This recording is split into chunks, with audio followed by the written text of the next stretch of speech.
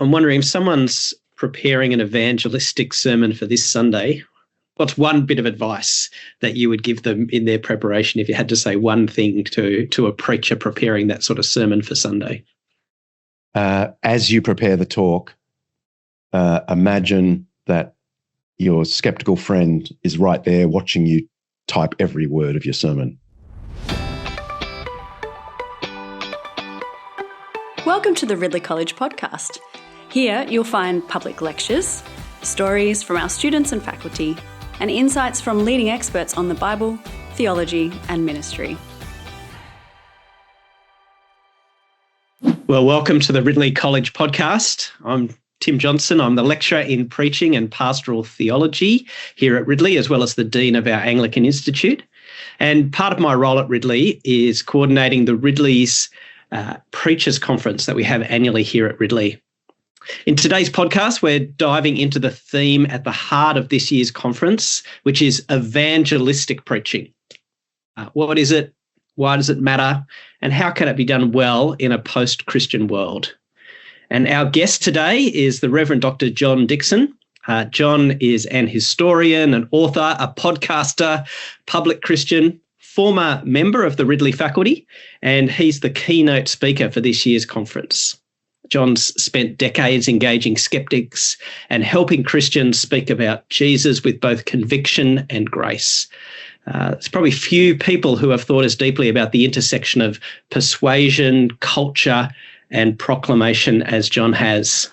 Welcome, John. It's great to have you with us. Thanks, Tim, and thanks for that introduction, or otherwise known as an exaggeration. I appreciate it. I don't know. It doesn't sound like half of what you seem to get up to. John, given the theme for this year's preaching conference, why would you say that evangelistic preaching is still important? Oh, boy. I mean, because there are lots of people who don't believe in Christ, and many of them will, from time to time, come into our churches. And in fact, there is some really interesting data, quite recent data, that most people who become Christians, humanly speaking, as a result of coming into a normal church service. And I find that really interesting. As someone who's done a lot of extra normal services or public events, in pubs and cafes and, public squares, to be reminded that actually the humble church service is really where an awful lot of people hear the gospel message. I think it just reminds us that the local church is the best thing we have going for us evangelistically. It isn't, as much as I love the Center for Public Christianity, they're not the key. Authors, podcasters, they're not the key. In the end, it's the local church. And so evangelistic preaching in the local church matters more than ever. So how do you see evangelistic preaching in the local church sitting alongside other forms of evangelism, like, say, personal evangelism or, public Christianity, apologetics even? Yeah. So I think of the public Christianity as, to put it in crass terms, the AIR campaign. It's just sort of every now and then reminding the general public that Christianity isn't as dumb or mean as you think. And I think that's the enormous value of the Centre for Public Christianity here in Australia, because whenever they're in the media, the vibe they give off, if you're watching as a skeptic or just someone who's vaguely interested in Christianity, the vibe they give off is, oh, wow, Christianity, it's a little more sensible than I thought. That girl or that bloke speaking for Christianity wasn't a jerk. And so that's gold at the high level. But that can never replace the personal interactions that individual Christians have. And whatever name we give that, evangelism, apologetics, whatever, it's just being ready to answer people's questions and complaints about the faith. And it may or may not lead to a full evangelistic presentation, mean, most Christians don't ever get the opportunity to share the whole gospel and lead someone to the faith. I've been running this little experiment for 25 years where I ask audiences of Christians that I'm helping think through these issues, how many of them feel that they have, humanly speaking, personally shared the whole gospel and led someone to Christian faith. And honestly, it's like 1 in 20 or 1 in 30 have ever done it. But then I say, how many of you are pretty confident that you've played some role in pointing people to Jesus? And it's like, it's everyone. So that's the reality. So you've got this high public Christianity venture. You've got the on-the-ground conveying of individual sensible Christianity, hopefully, from us. And then I think people are going to be more open to an invitation to church, where there is scope, permission for a fuller explanation of the gospel. And so we come back to the importance of evangelistic preaching in the local church. No, it's fantastic. And it's a good reminder that we all play our part, even if we're not the final step in that process that God uses. Yeah. Yeah. All will be revealed in the final day, and we'll know what part we played, right? Yeah, I can't wait. That'd be great. Yeah. So here at Ridley, we teach people what's called expository preaching. We want people to be serious about the text and explaining as well as applying the biblical text. Do you reckon there's a tension between this form of preaching, expository preaching, and evangelistic preaching? Or does it work well as a style in evangelism? There are a bunch of things to unravel. So if you use the descriptor evangelistic, the IC at the end, really means having to do with evangelism, okay? And in a sense, all of our preaching has something to do with evangelism. And I would draw a distinction between evangelistic expository preaching and evangelism, or a fuller presentation of the gospel, preaching of the gospel, which is really evangelism, not evangelistic. All right. So I'm of the view that in a local church, this certainly was my policy when I was a local church minister, about 80% of the preaching program through the year was expository. About 20% was left for all the other things, doctrinal sermons, topical sermons, Q&A evenings, and straight shooting evangelistic talks. But that doesn't mean the 80% regular expository preaching doesn't contribute. I think it contributes massively. Expository preaching can be full-on evangelism. So when I come to the Preachers Conference, I do want to give one example of an expository preaching of the gospel, where I'm going to try and bring the whole gospel into one passage from a gospel. Okay, and it's not super easy to do because the gospel's quite big. It's quite a lot of information, but at least I'm trying to sort of bring it into nugget form in one 25-minute talk. So there you can do evangelism, preaching the gospel in an expository form. No worries, in plenty of places, especially the Gospels, because after all, the Gospels are the gospel, or maybe we prefer Jesus, whom we meet in the Gospels, is the gospel. So it's very easy to do in the Gospels. But then there's another kind of expository preaching that I would simply call evangelistic. And my view is every expository sermon, no matter the passage, should have what I normally call a public Christianity breakout. And all I mean is you might be giving an exposition for your people, for the Christians in the place. But at some point in the 20-minute message, you give a little bit of attention to what the doubter sitting in the pew might be thinking about this passage. So I'm not saying you turn it into a seeker sermon.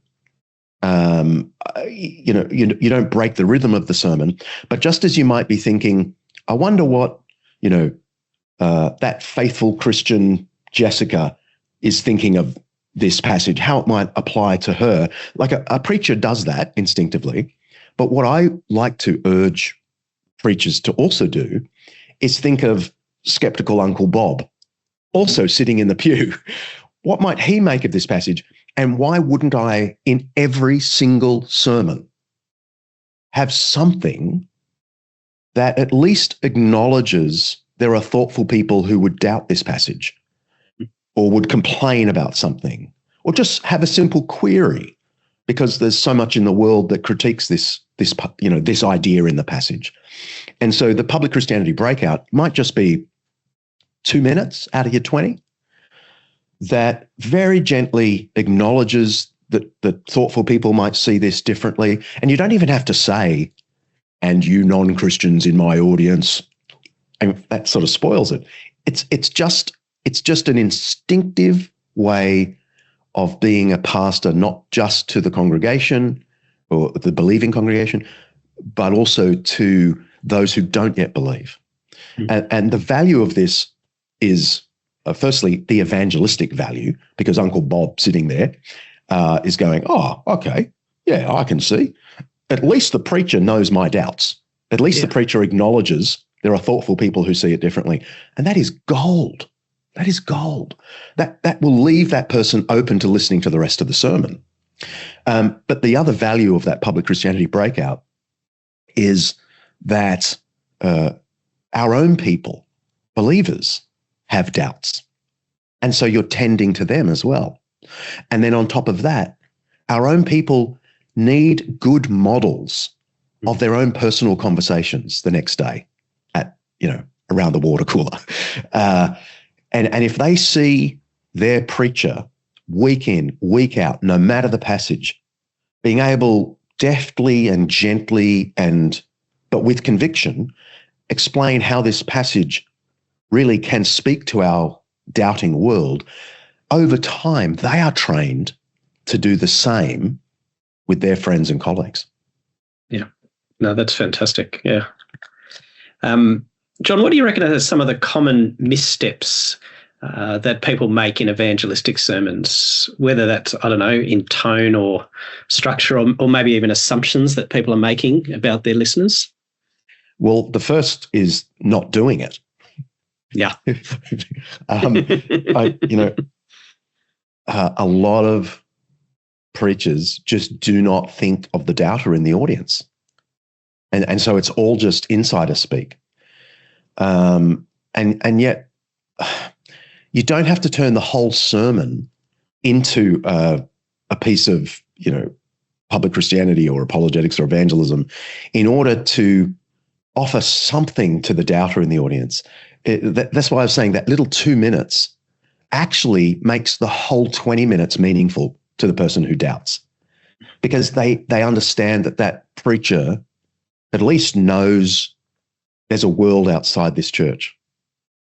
And so that's the thing I think the preacher should be doing every week, so that there's a sense from the congregation that my preacher understands the world that I'm in and can bring this to bear. I mean, of course, the other mistake is if you have something for the doubter, you do it in a way that would never work around the water cooler with your people. I have seen some attempt these kind of critiques of atheism in the middle of a sermon, and they might, to use a cliche, they might say, Richard Dawkins, the great Oxford atheist, has this really silly argument. He says X, Y, Z, but of course, anyone with a moment's thought could see that that's dumb. Now, I might be exaggerating right now, but there's a tone. And the thoughtful Christian listening to that little Richard Dawkins bash is going to be sitting there thinking, there's no way I'm trying that tomorrow with my colleagues. That wouldn't work. All right. So the preacher needs to be thinking, as I speak and address people who aren't Christians, or address the concerns of people who aren't Christians, how might I do it in a way that my own people could genuinely repeat? Just that little thought experiment as you're preparing the message, and you look at that paragraph or two that might be a little breakout for the person who isn't a Christian. If you just run it through the grid, could one of my faithful congregation members say that at the cafe tomorrow in a way that would be helpful? And if you honestly think, yep, I think this would be good for them to repeat this in the cafe, then it's probably good. But if it's all proclamatory and, Ezekiel proclaiming, probably not. No. And I guess if you've got the Uncle Bob or the unbeliever sitting there, you want to represent how they would express their thoughts, not create some straw man, but actually them say, yep, that was a fair representation of what I think or what I doubt, all of that sort of thing. Exactly. And concede that it's not dumb. There are thoughtful people who doubt this stuff. And this isn't to be all sort of weak about it, and sort of indecisive. No, but thoughtful people do doubt this stuff, and they've got pretty good reasons most of the time. And so acknowledging that is just makes sense to me. Yeah. So that'd be an example of a way in which you might lose a skeptical listener. There are other ways that preachers sort of unintentionally lose the skeptical or the unchurched listener in their preaching, whether that's evangelistic or otherwise? I mean, sort of the insider language. I think everything we say in a sermon should be comprehensible to the visitor. To my mind, that's a major part of what the Apostle Paul is saying in 1 Corinthians 14, where he's saying, look, if an unbeliever comes in while you're all speaking in tongues, he's going to think you're nuts. But if you're all prophesying, which I think means speaking plainly, I think that's the sort of root idea, then they're more likely to fall down and worship God with you. So I take from that a general principle that even though our messages might not be directed at the person who's not a believer, because ordinarily it's directed to the people of God, the word of God for the people of God, we have to just make sure it's comprehensible. So you just go through your sermon, and if there's anything there that you think a skeptical friend that you might have in mind as you prepare the sermon, whether or not they end up in the church when you preach it, but at least they're in your mind as you prepare it. If there's anything there that they would just really go, I have no idea what you just said, then change it. Not massively, don't turn it into a seeker message, but there are ways of saying things really simply that are nonetheless profound. So language really matters.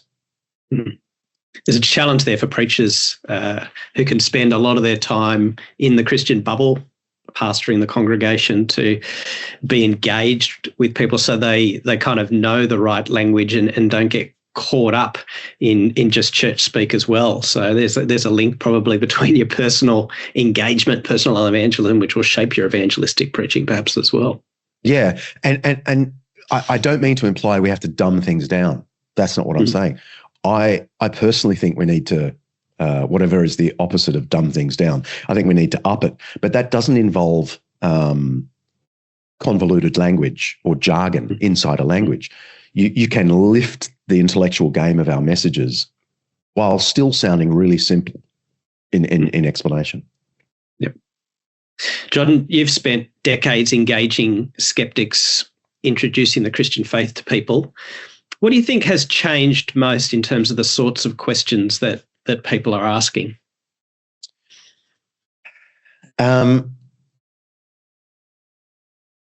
It's not so much what's changed as what's been added. Okay. So I remember 20 or so years ago, we were told, and maybe I even told people, that sort of modernist questions were gone and it's all postmodern questions now. So that people used to want to know about the historicity of Jesus and the scientific evidence for God or whatever, but no longer do they want that. They're more interested in existential meaning, questions of suffering and that sort of thing, the postmodern thing. But actually, in my experience, that isn't what's happened. What's happened is that the range of arguments against the Christian faith has just expanded. And I have found time and time again that skeptics who might present as really just wanting to know, does Christianity offer any real existential meaning? And you go and you offer an explanation of why it can offer existential meaning. But actually, toward the end of the conversation, they might go, oh yeah, but how do you know that Jesus really existed? It's like suddenly they're into those modernist things because they've got all these, arrows in their quiver of complaints about the Christian faith that are just all sitting there. So it's like we've just expanded the repertoire.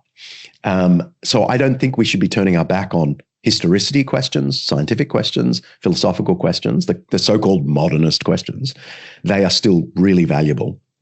But obviously, we need to be including these other more existential questions, because I've also found that you might have a really good conversation with someone who asks about the evidence for Jesus, and you lay out the evidence, and they think, oh, okay, that's good. And then they might say, but how do you know anything's true anyway? Suddenly they're a postmodernist, right? Mm-hmm. But it's the same human. So we just need to be aware of all the things. I'll give you one thing that I think has moved to the fore. Whether it's a change or not, I don't know. But it's the range of questions that have to do with the goodness of Christian faith, of the church. There is more suspicion that this can really be good for us. And there's a whole cluster of questions that relate to this general vibe of the ethos of Christianity. Is the ethos of Christianity really good? So one question might be the history of the church, the crusades and the bullies of church history and so on. Another might be our treatment of the LGBTQ community, right? It's really the same question. Are you guys just a bunch of meanies? That's really what's going on there. But another question that's bundled into that same ethos area is hell, the doctrine of final judgment. It's not that people have, strictly intellectual complaints. It's more like that just seems too mean. The God you're presenting just seems like an ogre that he would torture you in a fire for eternity. So there's all this cluster of questions that I think is more prominent in the last 5 to 10 years than it has been in all the time that I've been doing this. And so they need to be addressed. And often, to go back to that point I was making about a public Christianity breakout in an expository sermon, a lot of the questions of the text that you're speaking about might have to do with whether this is good or whether it's mean and oppressive. And I find when I just do simple expository sermons, I'm thinking of the person in the congregation who doesn't believe, who might feel that this passage, it might be about money, might be about sex, it might be about judgment. I'm thinking of that person who thinks that's just mean and narrow and going to ruin our life. Yeah. So trying to have those ears to hear how this might land, which is very different to your regular congregation, perhaps, who are so embedded in Christian culture that they don't hear it that way. So for a lot of the congregation, that'll be true. And then there are others who are really thoughtful and have lots of mates who aren't believers, and they're sitting there thinking those thoughts actually, because maybe they've been asked at work. So they're looking for a preacher who can help navigate a way through it. Do you reckon there's less biblical literacy out there? And so how does that shape the way that we might do evangelistic preaching? A spiritual openness, yes, but perhaps less of a knowledge about the Bible. Well, definitely. There's less. I mean, all the data shows that we're on this decline in biblical literacy. There was a day when atheists knew the Bible back to front. I mean, the great atheists, Nietzsche, Michel Onfray, they knew the Bible really well. And now atheists tend not to, right? So, and that's happened in the general public because they don't think there's much there for them. I think that just means don't talk in biblese, and be ready for people to say, "Oh, if that's from the Bible, that's probably fairy tale." But I think the ideas of Scripture still absolutely matter.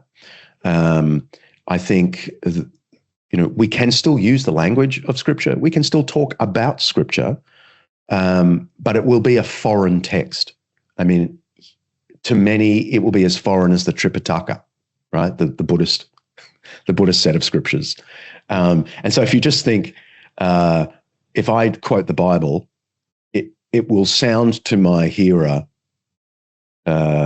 like I'm quoting the Quran or the Tripitaka or the Upanishads or something, then that's a good place. That's a good vibe to begin with. But in terms of preaching, like in your sermons, obviously there's been a Bible reading. Hopefully, if you go to a proper church, there's been a Bible reading, and then it's been, and then you're expounding it. So people are sitting there sort of already with the sense that, oh yeah, so that's a sacred text, and now he's explaining the sacred text. And if you're able to make the sacred text, I was going to say unmysterious, but that's not quite what I mean. Not completely mysterious. If you're able to bring out that this is true, good, and beautiful, then it doesn't matter how little biblical literacy there is, they'll be left with a sense that there's something special here that I never knew. Yeah. Do you think there's an opportunity there as well because the Bible is less known, the stories of the Bible less well known, that people are more of a blank slate perhaps to hear and not assume that they know? Yeah, I think so. I often find, especially with Jesus stories and the Sermon on the Mount stuff, when people hear it, people who aren't believers, they hear it, there's a sort of response like, wow, Jesus was really modern, wasn't he? All that stuff about loving enemies and equality and all the nations being loved by God.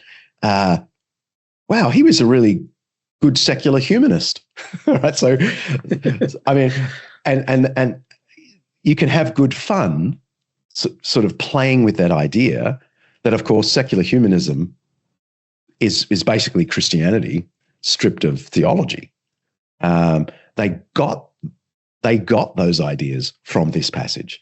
And that's a beautiful revelation to people if they can see that the reason many parts of the Bible sound like common sense, I mean, plenty don't, but some parts of the passage sound like the best of, ethical outlook today.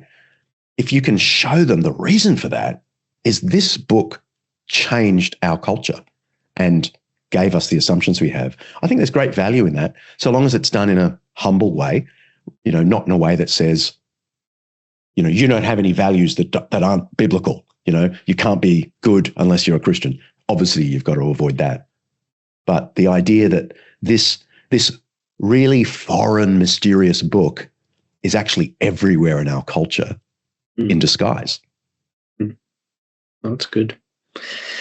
Now, John, you're mainly based these days in the US, but you've, preached evangelistically all over the place. Are there particular cultural instincts that preachers need to be aware of? If you're preaching in a different culture, perhaps less familiar than what you're used to, what are some of the things that you try to have in mind or need to be aware of in your evangelistic preaching?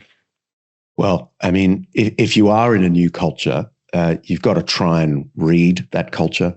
You've got to talk to the people of that culture long before you get into a pulpit. Okay. So that will be the case. If you're invited to a more Chinese congregation here in Sydney or in Melbourne, you've got to do a little more reading and speaking to people, as you accept that invitation. Or you might be in a completely different country and there are different assumptions. So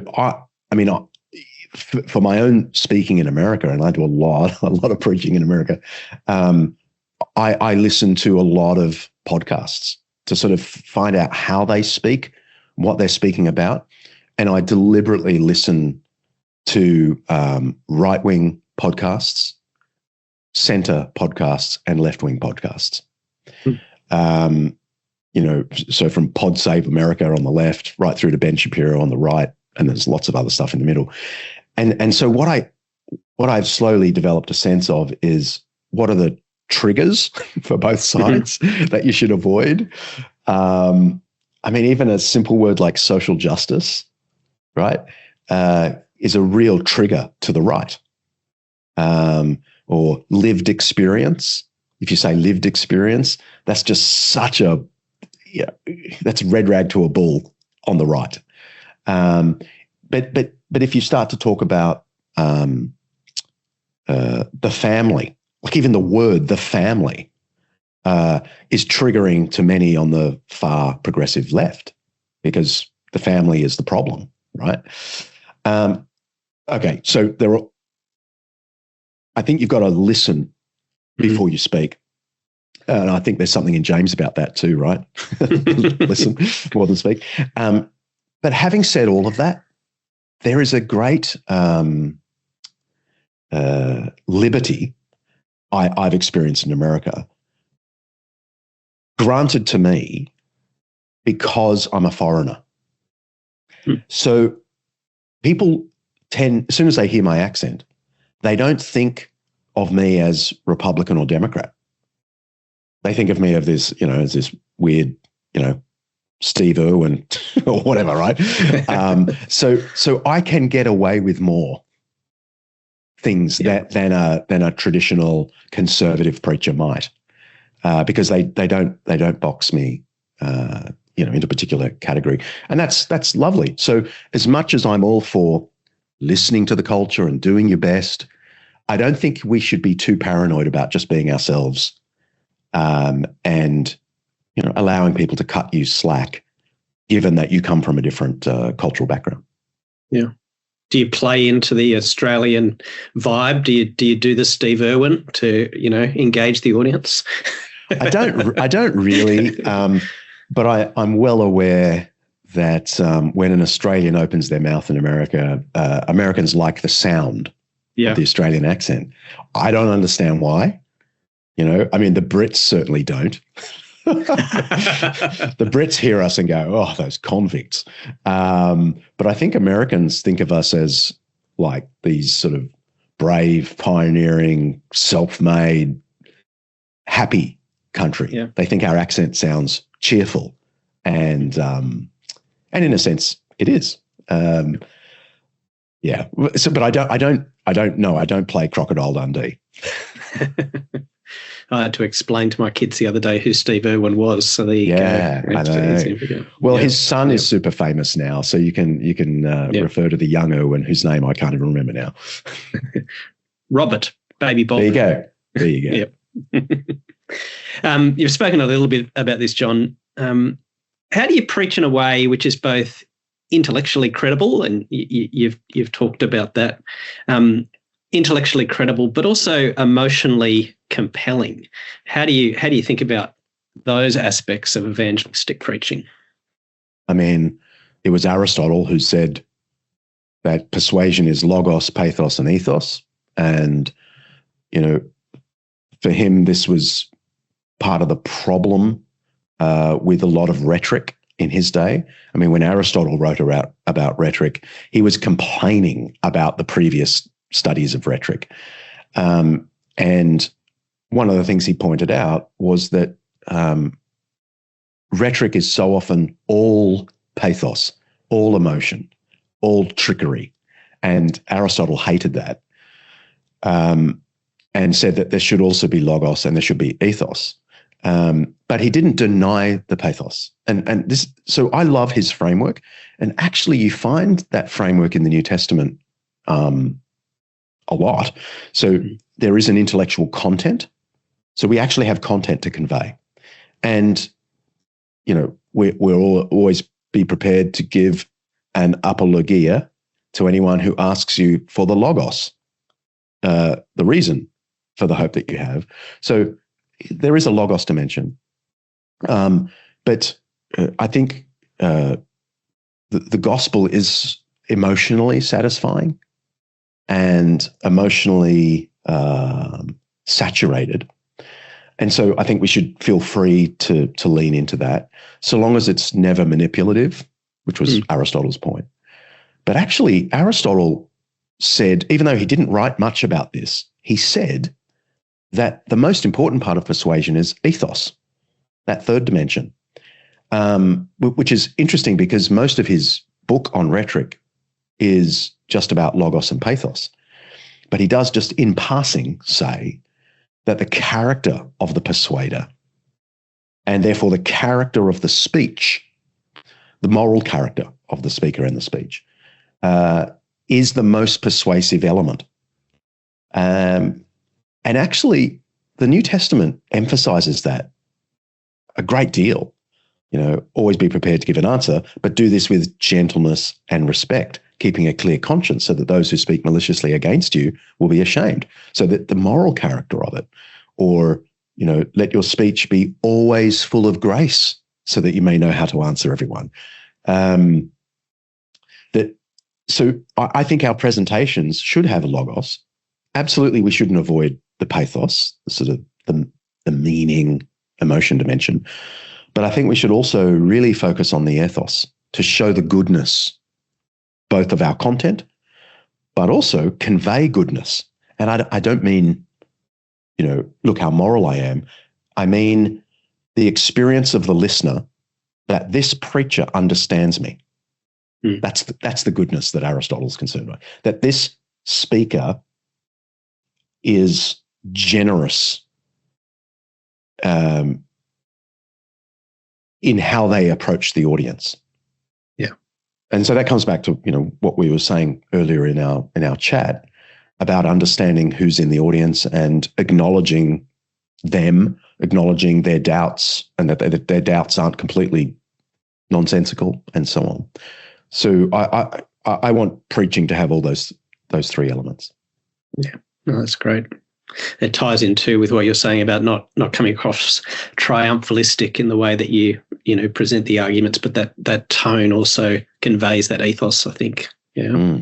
Yeah. John, we're heading towards the end here, so I'm wondering if someone's preparing an evangelistic sermon for this Sunday, what's one bit of advice that you would give them in their preparation if you had to say one thing to a preacher preparing that sort of sermon for Sunday? As you prepare the talk, imagine that your skeptical friend is right there watching you type every word of your sermon. Now, I mean, I've been doing that for years when I write my books. I always have people I know who aren't believers looking over my shoulder. And it's a really good thought experiment. It changes how you approach it. Yeah. Yep. So you have a range of people in your mind because people will be coming from different angles. Yeah. Yeah, definitely. It obviously depends on what the topic of the sermon is, Yeah. And who you would like to be your ideal audience, regardless of who will be there. What's the ideal audience, the audience of your head? And you just take a person or a couple of people who represent that and imagine them reading over your shoulder. It really changes how you write your message. Yeah. And imagining them sitting there in the congregation should change the way you preach. Well, yeah, and then you go into the pulpit with that same mentality. Absolutely. Yeah. But it helps even at the writing stage. Yep. John, you're coming, as I've said, as the keynote speaker to the Ridley Preachers Conference this year. We're going to think some more about evangelistic preaching. What are you hoping that people will take away from this conference. I just hope they'll be excited about the possibilities that the pulpit offers to reach people who don't believe, and that you don't have to be an evangelist in order to have evangelistic preaching. So any preacher can get to the point where their messages could be heard by doubters in the audience. And the beauty of that, if it influences all of your preaching, okay, every single sermon has something for the doubter, then over time, your own people, your regulars, will feel more confident to invite their friends to church because they know there'll be something for the doubter. No matter the sermon, I know I'm not going to be embarrassed because there's going to be something meaningful for the doubter. And you'll end up having more people who don't believe coming into your church to hear your sermons. Yeah, that's great. It sends that macro message, doesn't it? And the expectation that you're expecting that there's all sorts of people, doubters, skeptics sitting there. Gives confidence to your people. Yeah. John, thank you so much for helping us to think a bit more clearly about this task of evangelistic preaching. We know that there's a whole lot more for us to learn, which is why people should sign up for this year's Ridley Preachers Conference. I agree. So John will be there. You should be there too. It's 27th and 28th of August. You can join us in person here at Ridley College in Melbourne. You can also join us online from anywhere in the world. To sign up, go to our website, ridley.edu.au, scroll down to events. We'd love to have you join us. For those listening, we hope that this conversation encourages you as you prepare sermons that preach Christ to real people like Uncle Bob with real questions in this rapidly changing world that we find ourselves in. Thank you so much, John, for joining us. And thank you, everyone, for listening in today. Bless you. Thank you for listening to the Ridley College podcast, brought to you by Ridley College. If you enjoyed this episode, please consider subscribing and liking our podcast. Also, be sure to check out our Ridley Chapel Sermons podcast through the link in our podcast description. This podcast is made possible through the generous donations of our alumni and supporters. We welcome your partnership with us in our mission of equipping men and women for God's mission in our rapidly changing and increasingly complex world. If you'd like to contribute to our work, you can donate via the link in the description below.